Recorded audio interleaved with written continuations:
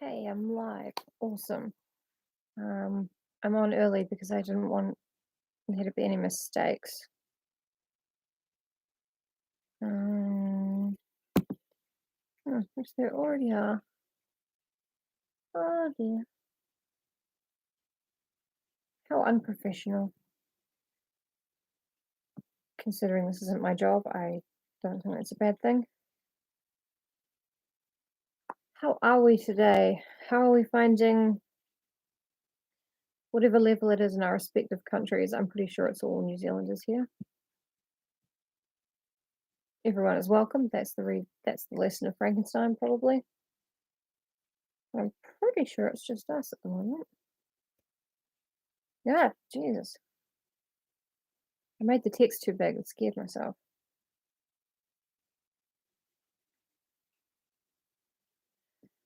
Right. Oh, hi, Danny.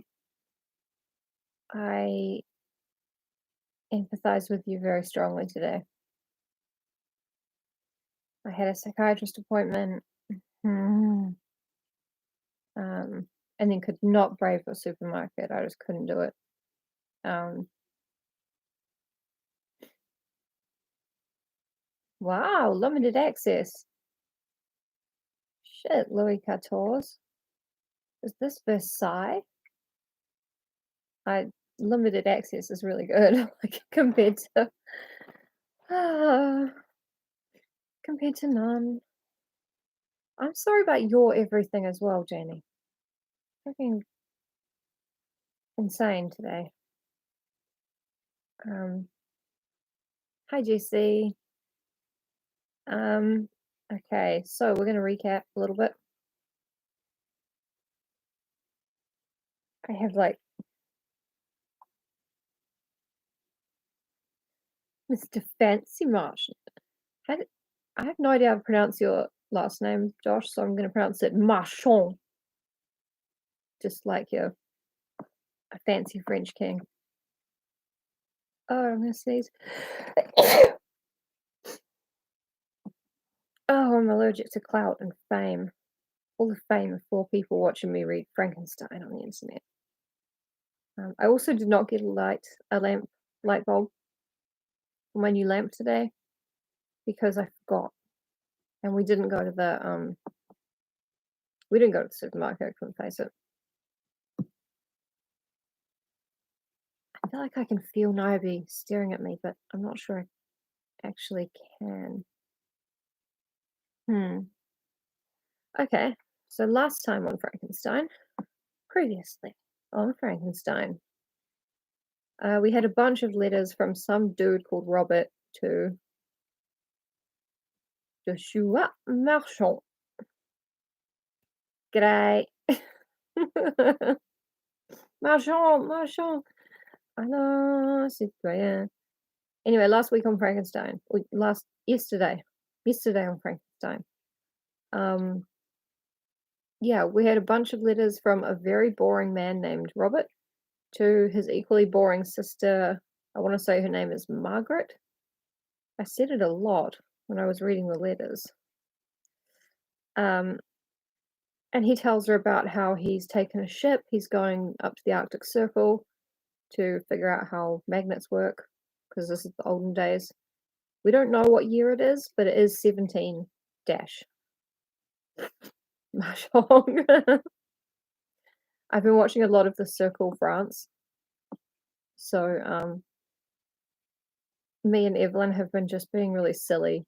Like every time something happens, going, oh la la la la la, oh putain, and that's like the extent of our vocabulary. So it's pretty funny. I don't know, you had to be there. Shut up. And also this guy Robert, while he was in the Arctic Circle, he came across a huge figure on a sled, which here is written sledge, so I'm guessing that's the original way you say it. A huge figure being pulled by dogs through the Arctic, and everyone on the ship was like, it's weird, but it's not really our business. And then they found France, smiling face. Up. Oh, no, I didn't spell thumb properly. Okay, doesn't matter. Um, yes, they found a badly hypothermic and I think starved man in the Arctic. Only one of his dogs was still alive. So they picked him up and yeah, we all love Josh. We do. Um, they picked him up and Robert the captain is super in love with this dude. He can't stop talking about how smart and beautiful this guy is.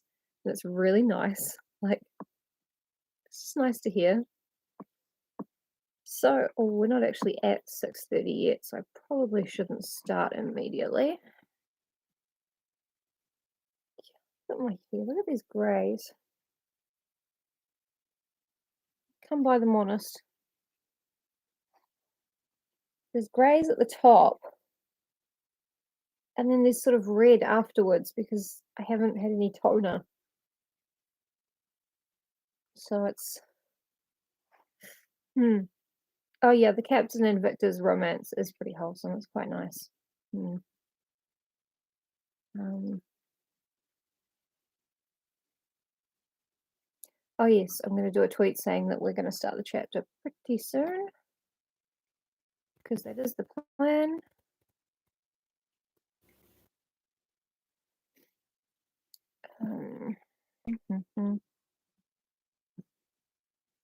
Frankenstein Part 1, we did that yesterday and it crashed, so we had Part 1.5. Frankenstein Part 2. Let's go, Chapter 1.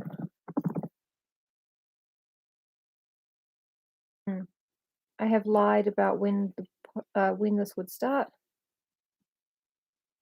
Can't type. Oh no. Because I think we're pretty much going to start now. It's early, there's not much to recap. I'm just sure there's a cat out there. Hang on, I'll let it in. Maybe.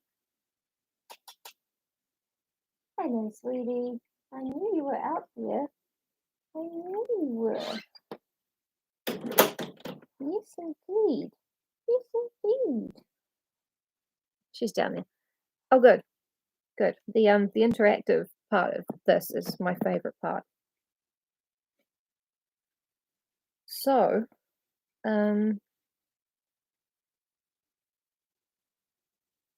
chapter 1 begins Dr. Frankenstein's story. We're done with Robert the Captain for the moment. Now we're with Victor, and he is going to tell us his life story. And I'm not going to do it in a problematic Australian accent. It's not racist, it's nationalist or something. I'm not going to do it in that weird Aussie accent. Yeah, exactly. It's nightfall. That's sort of a vague time. I did think about doing the entire thing in that awful accent, but then I thought, no, come on, let's engage with the book properly. It was fun. But anyway, Frankenstein, chapter 1. I am by birth a Genovese. Genovese that means he comes from Genova, the false European country where the Princess Diaries is set, I believe. And my family is one of the most distinguished of that republic. My ancestors had been for many years councillors and syndics, and my father had filled several public situations with honour and reputation. And I have forgotten to turn my phone the other way.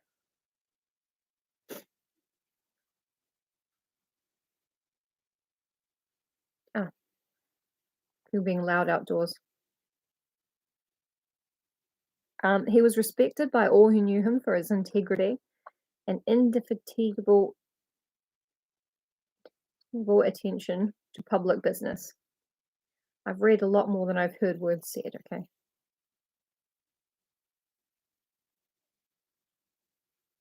He passed his younger days perpetually occupied by the affairs of his country, A variety of circumstances had prevented his marrying early, nor was it until the decline of life that he became a husband and father of a family.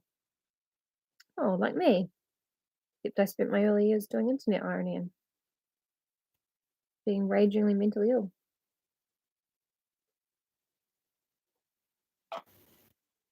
And one of them on purpose. As the circumstances of his marriage illustrate his character, I cannot refrain from relating them. It's really lucky that Robert is so in love with Dr. Frankenstein because he's like, "Oh, wow, what are you doing out here on the ice?" And Victor is like, "Well, it all goes back to my father, really. Here are some of the jobs he had in his life, and this was his marriage, and, oh, okay, we'll get there." I cannot refrain from relenting the circumstances of his marriage. One of his most intimate friends was a merchant who, from a flourishing state, fell through numerous mischances into poverty.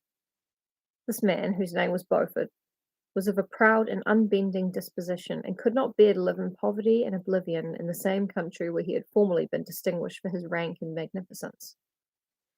Having paid his debts, therefore, in the most honourable manner, he retreated with his daughter to the town of Lucerne, I don't know how to say it, where he lived unknown and in wretchedness.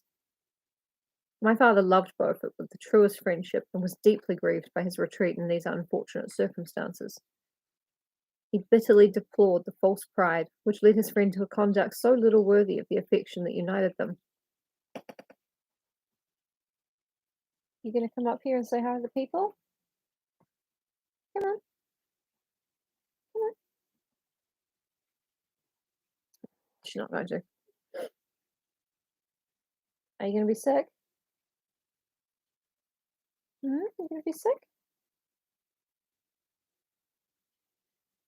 Don't think so.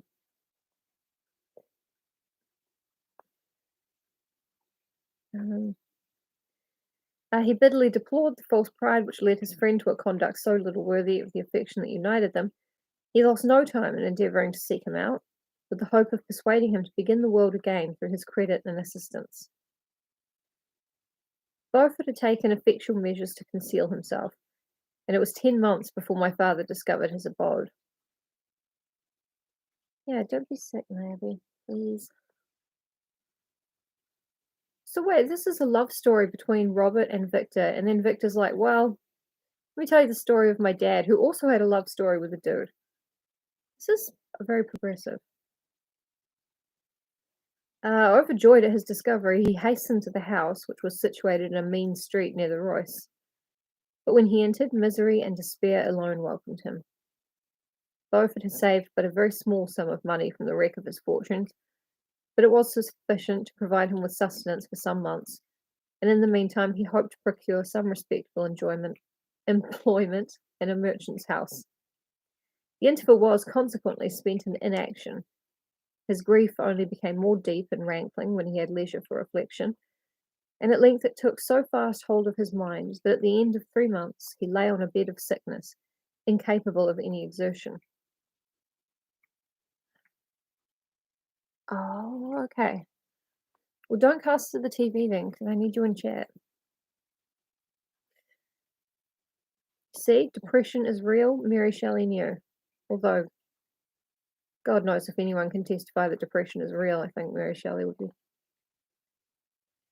Blah, blah, blah, blah. His daughter attended him with the greatest tenderness, but she saw with despair that their little fund was rapidly decreasing and that there was no other prospect of support.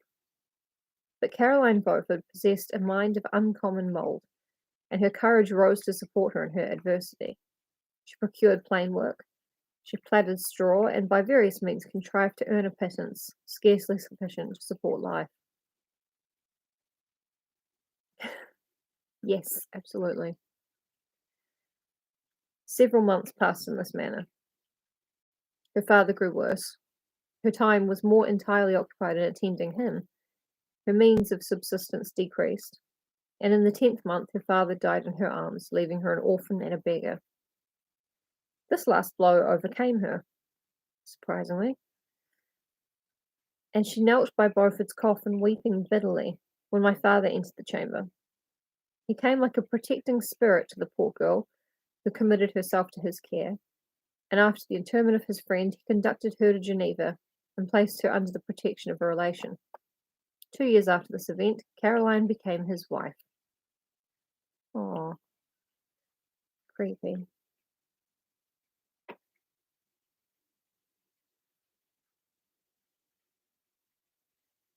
You sure you want to jump up on there? Yeah, maybe not.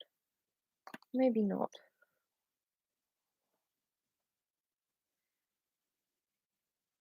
There was a considerable difference between the ages of my parents, but this circumstance seemed to unite them only closer in bonds of devoted affection.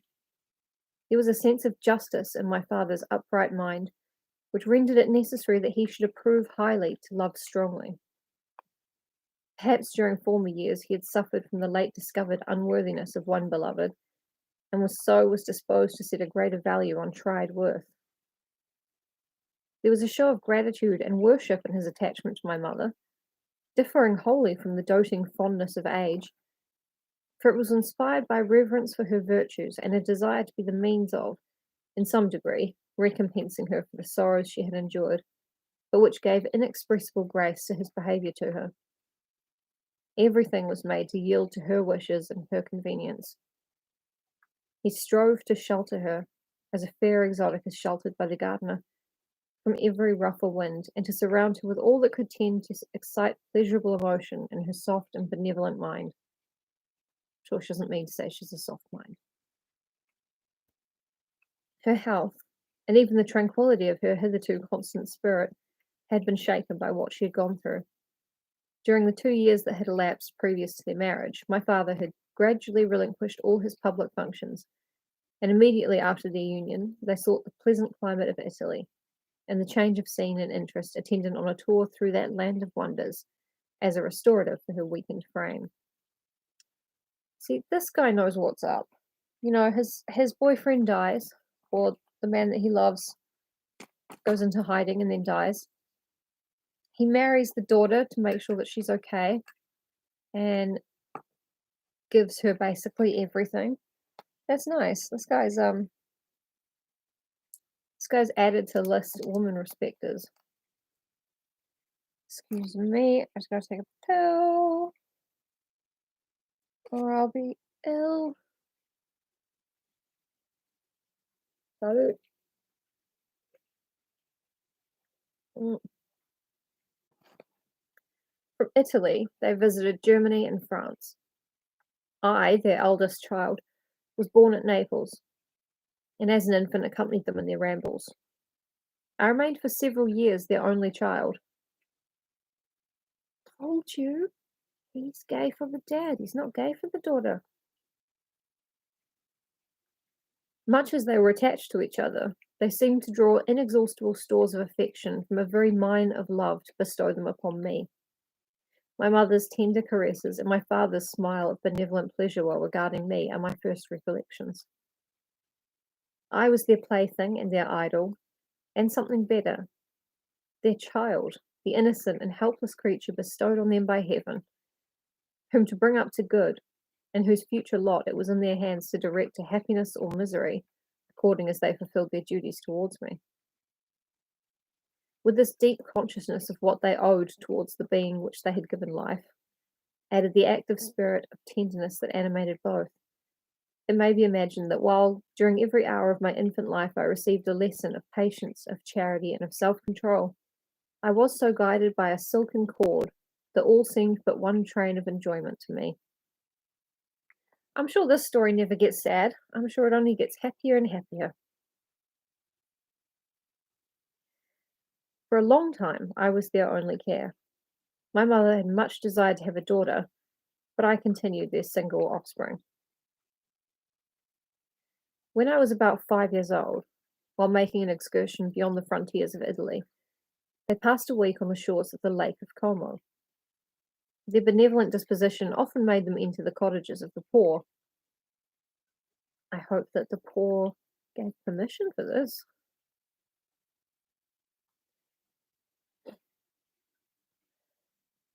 Yeah, no, it's about following your heart being gay and never letting anyone tell you when you can and can't reanimate life, I think. But so far, it's all about, yeah, if your bro dies and you're like totally boyfriends of each other, you marry his daughter and you look after her and you give her a baby if she really wants one, you know, and then you kind of wait for a while, like a really long while. See, Harpin, hello. It's also about killing your dad. I think all books are.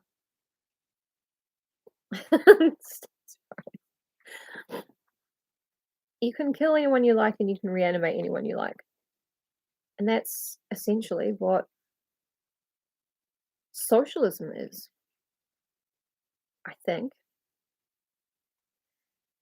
Benevolent disposition made them enter the cottages of the poor. This, to my mother, was more than a duty. It was a necessity, a passion, remembering what she had suffered and how she had been relieved, for her to act in her turn the guardian angel to the afflicted. Oh, nice. We should do a table read on Google Hangouts, just like celebrities do, except it's just us and we're not actors. Well, I'm not. Anyway, read the book. Read the book. God, I'm such an idiot. No, not idiot. During one of their walks, a poor cot in the foldings of a veil attracted their notice as being singularly disconsolate, while the number of half-clothed children gathered about it spoke of penury in its worst shape. One day, when my father had gone by himself to Milan, my mother, accompanied by me, visited this abode. She found a peasant and his wife, hard-working, bent down by care and labour, distributing a scanty meal to 5 hungry babes. Among these was one which attracted my mother far above all the rest. She appeared of a different stock. We're going to get a little bit racial here. Ah, you come for the idiocy. The 4 others were dark-eyed, hardy little vagrants. This child was thin and very fair. Her hair was the brightest living gold, and despite the poverty of her clothing, seemed to set a crown of distinction on her head. Her brow was clear and ample, her blue eyes cloudless, and her lips and the moulding of her face so expressive of sensibility and sweetness that none could behold her without looking on her as of a distinct species, a being heaven sent, and bearing a celestial stamp in all her features. Yeah, yeah, you know, she's not a hardy peasant. She's something wonderful, a pointless aristocrat. Ample brow, I know, right? Like the things that we find interesting about people are not the things the Victorians did. Victorians plus Regencyans plus the reign of King William, I guess. Um, we don't give a shit about people's foreheads or their nostrils. And yet the Victorians were like, damn, tell me what this guy's forehead looks like. I need to know. I cannot picture him without the forehead.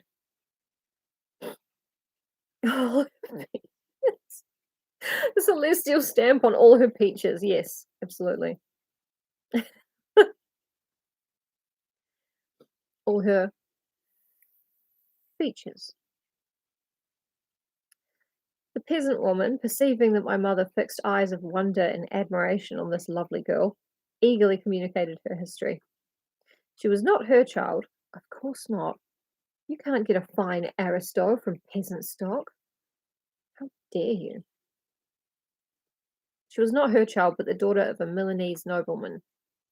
Her mother was a German and had died on giving her birth. The infant had been placed with these good people to nurse. They were better off then. They had not been long married, and their oldest child was but just born. The father of their child was one of those Italians nursed in the memory of the antique glory of Italy, one among the Schiavi Onorfrementi, no idea, who exerted himself to obtain the liberty of his country. He became the victim of its weakness. Whether he had died or still lingered in the dungeons of Austria was not known. His property was confiscated, his child became an orphan and a beggar. She continued with her foster parents and bloomed in their rude abode, fairer than a garden rose among dark-leaved brambles. Oh, yeah. I mean, when I was little, we didn't have much money, but I had beautiful blonde curls and big green eyes. I was beautiful, like Lucifer, the most beautiful of all the angels. Because I was also a contrary little fucker, threw tantrums all the time. And my nana, she just looked at these incredible tantrums. She called them doing a Hollywood. And she just said, that girl's going to be an actress one day. And everyone else was like, that kid is possessed by the devil. But I digress. When my father returned from Milan, he found playing with me in the hall of our villa a child fairer than pictured cherub, a creature who seemed to shed radiance from her looks, and whose form and motions were lighter than the chamois of the hills. I'm in the game way too late. You don't get to start being an actor at this age. Anyway, I don't want to pretend a thing is so when it is otherwise, for that is a lie. The apparition was soon explained. With his permission, my mother prevailed on her rustic guardians to yield their charge to her. They were fond of the sweet orphan. Her presence had seemed a blessing to them, but it would be unfair to her to keep her in poverty and want when Providence afforded her such powerful protection. They consulted their village priest, and the result was that Elizabeth Lavenza became the inmate of my parents' house, my more than sister, the beautiful and adored companion of all my occupations and my pleasures. Everyone loved Elizabeth. The passionate and almost reverential attachment with which all regarded her became, while I shared it, my pride and my delight. On the evening previous to her being brought to my home, my mother had said playfully, I have a pretty present for my Victor. Tomorrow he shall have it. And when, on the morrow, she presented Elizabeth to me as her promised gift, I, with childish seriousness, interpreted her words literally, and looked upon Elizabeth as mine to protect, love, and cherish. All praises bestowed on her I received as made to a possession of my own. We called each other familiarly by name of a cousin. No word, no expression could body forth the kind of relation in which she stood to me, my more than sister, since till death she was to be mine only. Oh, yeah, all the other kids, they were hardy peasant stock, they'll be fine being poor forever.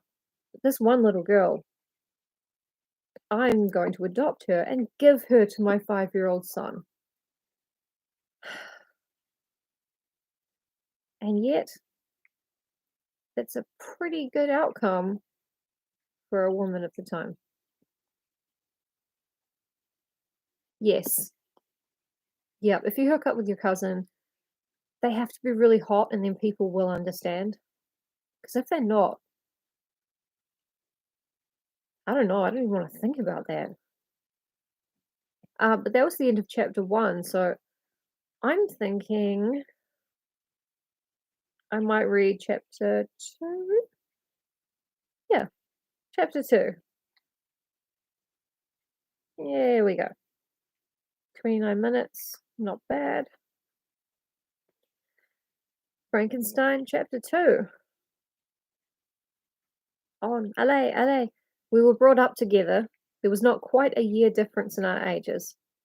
I need not say that we were strangers to any species of disunion or dispute. Harmony was the soul of our companionship, and the diversity and contrast that subsisted in our characters drew us nearer together. Elizabeth was of a calmer and more concentrated disposition, but with all my ardour, I was capable of a more intense application and was more deeply smitten with the thirst for knowledge. Well, I mean, yes, she's a female. She's got stupidigens in her blood that make her not as interested in science. I actually haven't seen or read Waiting for Godot, but it sounds funny.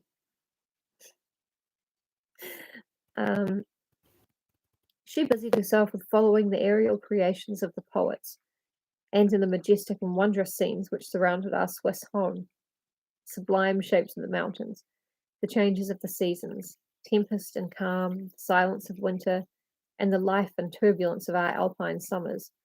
She found ample scope for admiration and delight. While my companion contemplated with a serious and satisfied spirit the magnificent appearances of things, I delighted in investigating their causes.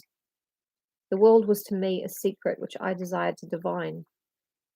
Curiosity, earnest research to learn the hidden laws of nature, gladness akin to rapture, as they were unfolded to me, are among the earliest sensations I can remember. That can't be right, Josh. That's ridiculous. How could you make a whole play about waiting for someone who doesn't arrive? Stupid. You should feel bad for your mind that thinks these things. I know people are going to think that I meant that seriously. People are. On the birth of a second son, my junior by 7 years, my parents gave up entirely their wandering life and fixed themselves in their native country. We possessed a house in Geneva and a campagna on Belle Rive, the eastern shore of the lake, at the distance of rather more than a league from the city. We resided principally in the latter, and the lives of my parents were passed in considerable seclusion. It was my temper to avoid a crowd and to attach myself fervently to a few. I was indifferent, therefore, to my schoolfellows in general, but I united myself in the bonds of closest friendship to one among them. We've got our third couple. Oh yeah, tomorrow for sure. Waiting for Godot too. This time Godot honestly shows up, swearsy realsies. Henry Clerval was the son of a merchant of Geneva. He was a boy of singular talent and fancy. He loved enterprise, hardship, and even danger for its own sake. He was deeply read in books of chivalry and romance. He composed heroic songs and began to write many a tale of enchantment and knightly adventure. He tried to make us act plays and to enter into masquerades, in which the characters were drawn from the heroes of Roncesvalles, of the Round Table of King Arthur, and the chivalrous train who shed their blood to redeem the Holy Sepulchre from the hands of the infidels. This guy is dreamy. No human being could have passed a happier childhood than myself. My parents were possessed by the very spirit of kindness and indulgence. We felt that they were not the tyrants to rule our lot according to their caprice, but the agents and creators of all the many delights which we enjoyed. When I mingled with other families, I distinctly discerned how peculiarly fortunate my lot was, and gratitude assisted the development of filial love. My temper was sometimes violent, and my passions vehement, but by some law in my temperature they were turned not towards childish pursuits, but to an eager desire to learn, and not to learn all things indiscriminately. I confess that neither the structure of languages, nor the code of governments, nor the politics of various states possessed attractions for me. It was the secrets of heaven and earth that I desired to learn, and whether it was the outward substance of things or the inner spirit of nature and the mysterious soul of man that occupied me, still my inquiries were directed to the metaphysical, or in its highest sense, the physical secrets of the world. He's trying to make himself sound cool. You don't have to. Robert loves you already. Meanwhile, Clerval occupied himself, so to speak, with the moral relations of things. The busy stage of life, the virtues of heroes and the actions of men were his theme. And his hope and his dream was to become one among those whose names are recorded in story as the gallant and adventurous benefactors of our species. The saintly soul of Elizabeth shone like a shrine-dedicated lamp in our peaceful home. Her sympathy was ours, her smile, her soft voice, the sweet glance of her celestial eyes were ever there to bless and animate us. She was the living spirit of love to soften and attract. I might have become sullen in my study, rough through the ardour of my nature, but that she was there to subdue me to a semblance of her own gentleness. And Clerval, could aught ill entrench on the noble spirit of Clerval? Yet he might not have been so perfectly humane, so thoughtful in his generosity, so full of kindness and tenderness amidst his passion for adventurous exploit, had she not unfolded to him the real loveliness of beneficence, and made the doing good the end and aim of his soaring ambition. No, this trio seems like they'll be together forever. They're like Harry, Hermione, and Ron. They're all doing it. I mean, I'm kind of hoping for Clerval at Frankenstein because he's been raised as a sibling with Elizabeth since he was 5. That's weird.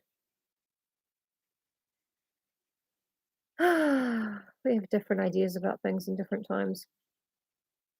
Except, my ideas about things are correct. So I feel exquisite pleasure in dwelling on the recollections of childhood, before misfortune had tainted my mind and changed its bright visions of extensive usefulness into gloomy and narrow reflections upon self. Besides, in drawing the picture of my early days, I also record those events which led, by insensible steps, to my after tale of misery. For when I would account to myself for the birth of that passion which afterwards ruled my destiny, I find it arise like a mountain river from ignoble and almost forgotten sources. But, swelling as it proceeded, it became the torrent which, in its course, has swept away all my hopes and joys. Natural philosophy is the genius that has regulated my fate. I desire, therefore, in this narration, to state those facts which led to my predilection for that science. When I was 13 years of age, we all went on a party of pleasure to the baths near Thonon. The inclemency of the weather obliged us to remain a day confined to the inn. In this house I chanced to find a volume of the works of Cornelius Agrippa. I opened it with apathy. The theory which he attempts to demonstrate and the wonderful facts which he relates soon changed this feeling into enthusiasm. A new light seemed to dawn upon my mind, and bounding with joy, I communicated my discovery to my father. Papa! Papa! Natural philosophy, yeah. It's about knowing the learning of nature and such. My father looked carelessly at the title page of my book and said, "Ah, Cornelius Agrippa. My dear Victor, do not waste your time upon this. It is sad trash." If, instead of this remark, my father had taken the pains to explain to me that the principles of Agrippa had been entirely exploded, and that a modern system of science had been introduced, which possessed much greater powers than the ancient, because the powers of the latter were chimerical, while those of the former were real and practical. Under such circumstances, I should certainly have thrown Agrippa aside and have contented my imagination, warmed as it was, by returning with greater ardour to my former studies. It is even possible that the train of my ideas would never have received the fatal impulse that led to my ruin. But the cursory glance my father had taken of my volume by no means assured me that he was acquainted with its contents, and I continued to read with the greatest avidity. It's some better than physics, isn't it? I think if you catch your teen nephew looking at alt-right websites, you should also just tell them why that sucks. So if you just tell them that sucks, they'll be like, yeah, they don't get it.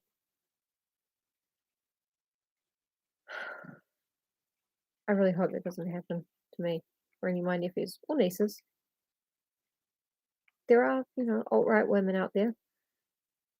They are very confused, I think.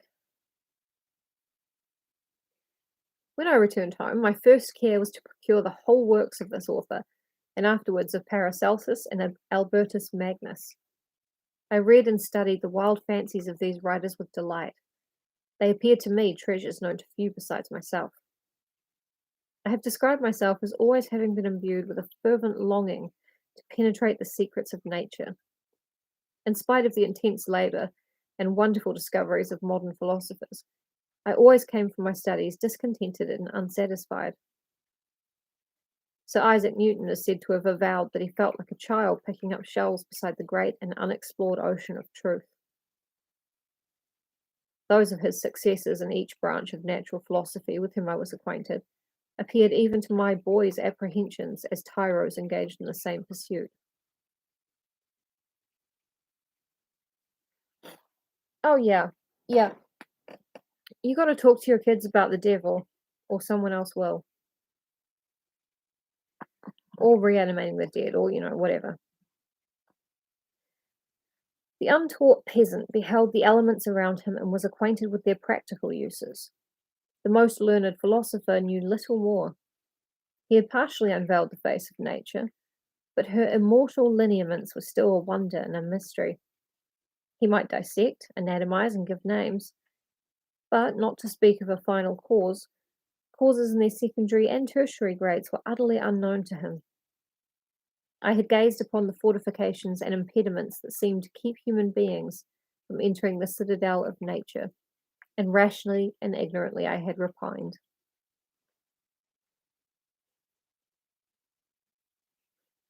But here were books, and here were men who had penetrated deeper and knew more. I haven't been laughing at the word penetration, but probably going to start. I took their word for all that they averred, and I became their disciple. It may appear strange that such should arise in the 18th century, but while I followed the routine of education in the schools of Geneva, I was, to a great degree, self-taught with regard to my favourite studies. My father was not scientific, and I was left to struggle with a child's blindness, added to a student's thirst for knowledge. Under the guidance of my new preceptors, I entered with the greatest diligence into the search of the philosopher's stone and the elixir of life, but the latter soon obtained my undivided attention. Wealth was an inferior object, but what glory would attend the discovery if I could banish disease from the human frame and render man invulnerable to any but a violent death? Nor were these my only visions. The raising of ghosts or devils was a promise liberally accorded by my favourite authors, the fulfilment of which I most eagerly sought, and if my incantations were always unsuccessful, I attributed the failure rather to my own inexperience and mistake than to a want of skill or fidelity in my instructors.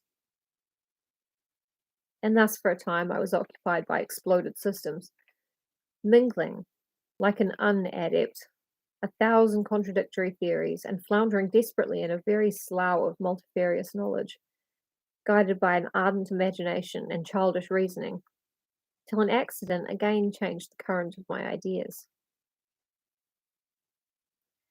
An accident coming up was pretty exciting. Maybe washing her tongue. When I was about 15 years old, we had retired to our house near Liveread, where we witnessed a most violent and terrible thunderstorm. It advanced from behind the mountains of Jura, and the thunder burst at once with frightful loudness from various quarters of the heavens. I remained, while the storm lasted, watching its progress with curiosity and delight. As I stood at the door, on a sudden I beheld a stream of fire issue from an old and beautiful oak which stood about 20 yards from our house. And so soon as the dazzling light vanished, the oak had disappeared, and nothing remained but a blasted stump. When we visited it the next morning, we found the tree shattered in a singular manner. It was not splintered by the shock, but entirely reduced to thin ribbons of wood. I never beheld anything so utterly destroyed. An accident! Oh, well, you big city slickers, you got more access to Rocky Horror than we do down here in the sticks. I'm pretty sure the new budget is gonna fix that. Before this, I was not unacquainted with the more obvious laws of electricity. On this occasion, a man of great research in natural philosophy was with us, and excited by this catastrophe, he entered on the explanation of a theory which he had formed on the subject of electricity and galvanism, which was at once new and astonishing to me. All that he said threw greatly into the shade Cornelius Agrippa, Albertus Magnus, and Paracelsus, the lords of my imagination. But by some fatality, the overthrow of these men disinclined me to pursue my accustomed studies. It seemed to me as if nothing would or could ever be known. All that had so long engaged my attention suddenly grew despicable. By one of those caprices of mind which we are perhaps most subject to in early youth, I at once gave up my former occupations, set down natural history and all its progeny as a deformed and abortive creation, and entertained the greatest disdain for a would-be science which could never even step within the threshold of real knowledge. In this mood of mind, I betook myself to the mathematics and the branches of study appertaining to that science, as being built upon secure foundations, and so worthy of my consideration. Thus strangely are our souls constructed, and by such slight ligaments are we bound to prosperity or ruin. When I look back, it seems to me as if this almost miraculous change of inclination and will was the immediate suggestion of the guardian angel of my life, the last effort made by the spirit of preservation to avert the storm that was even then hanging in the stars and ready to envelop me. Her victory was announced by an unusual tranquillity and gladness of soul, which followed the relinquishing of my ancient and latterly tormenting studies. It was thus that I was to be taught to associate evil with their prosecution, happiness with their disregard. It was a strong effort of the spirit of good, but it was ineffectual. Destiny was too potent, and her immutable laws had decreed my utter and terrible destruction. The end of chapter 2. Next time you go to the doctor, he'll be like, "What's wrong?" And you'll be like, "Destiny is too potent, and her immutable laws have decreed my utter and terrible destruction." It's got a lot of really good tips for life in here.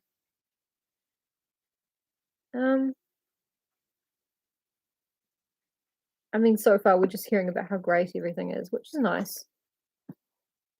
But I'm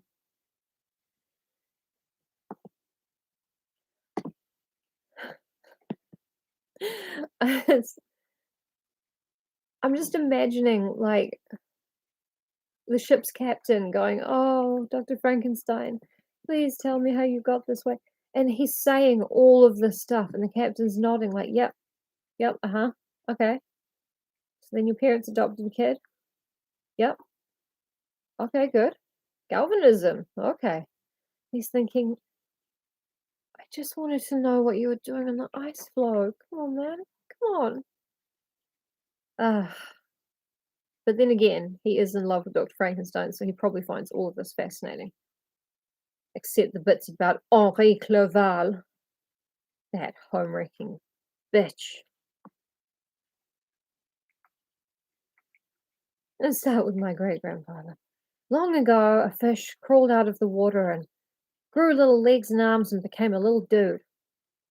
And then another fish did the same thing, and the two of them, well, they had a baby together. They weren't even married. It was disgusting. And then the little fish head baby arm leg fish baby fish head leg arm, it turned into like a proper orangutan. And here we are. And that's evolution. I knew I should have been teaching classes during the pandemic. But anyway, thank you all so much for being here. Thank you for enjoying Frankenstein. Thank you for helping me enjoy Frankenstein. And I will see you all tomorrow. No, I won't. I will see you all on Sunday. Yes, that's more like it.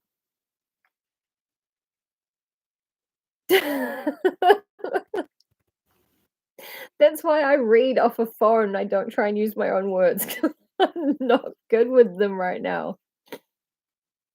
You're welcome. Thank you for being here, C. Harpin.